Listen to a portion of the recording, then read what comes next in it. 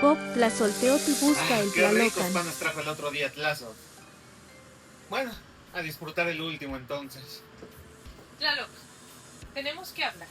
Esta es la última vez que vengo a dialogar contigo. Podemos hacerlo por las malas o, si tú quieres, podemos hacerlo también Wow, por las... esto no le va a gustar a Chalchi. Papá, ¿qué está pasando aquí? No es lo que parece.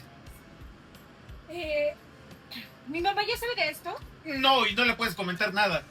Bueno, pensándolo bien, ya que soy una de las mayores tlaloques, me voy a tomar unas días de vacaciones. Está bien. Y también te pido prestar la llave del auto. Ay, ok, pero que no se vaya a enterar de nada, por favor. Bueno, está bien. Bye. Igual que la madre.